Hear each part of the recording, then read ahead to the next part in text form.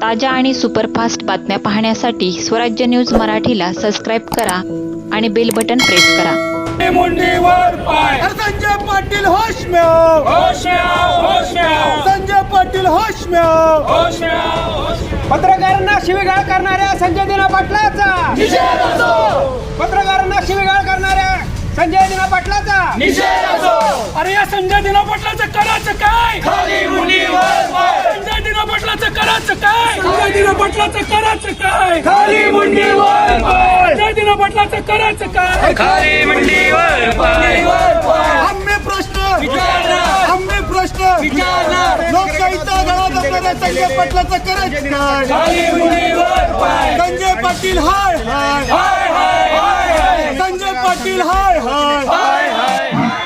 पत्रकारांच्या बाबतीत महायुतीचं सरकार अतिशय संवेदनशील आहे। मुख्यमंत्री देवेंद्र फडणवीस साहेब, उपमुख्यमंत्री एकनाथ शिंदे, दुसऱ्या उपमुख्यमंत्री आदरणीय सुमित्राताई पवार हे तिन्ही नेते पत्रकारांचे विविध प्रश्न मांडून पत्रकारांनी मांडलेले विविध प्रश्न अतिशय तन्मयतेने ते सोडवताना दिसतात। राज्यातील पेन्शनचा प्रश्न असो, ॲक्रेडिटेशनचा प्रश्न असो, घरांचा प्रश्न असो, या तिन्ही नेत्यांकडून या प्रश्नाची सोडवणूक होते। असं असताना गेल्या 4 दिवसापूर्वी शिवसेना उभाटातून शिंदे सेनेत दाखल झालेले संजय दिना पाटील यांनी पत्रकारांना अर्वाच्य भाषेत शिवीगाळ केली, मानहानिकारक शब्द वापरले। या घटनेचा सोलापूर श्रमिक पत्रकार संघ आणि महाराष्ट्र राज्य मराठी पत्रकार संघाच्या वतीने आम्ही निषेध करतो। यापुढे अशा घटना होऊ नये यासाठी सरकारने अशा प्रवृत्तीच्या व्यक्तींवर वेळीच पायबंद घालावा अशी मागणी या निमित्ताने आम्ही करतो।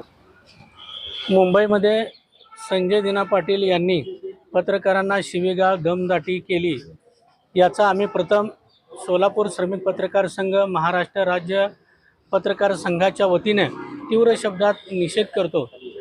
आणि ही जी घटना आहे पत्रकारितेच्या स्वातंत्र्याला तडा देणारी घटना आहे।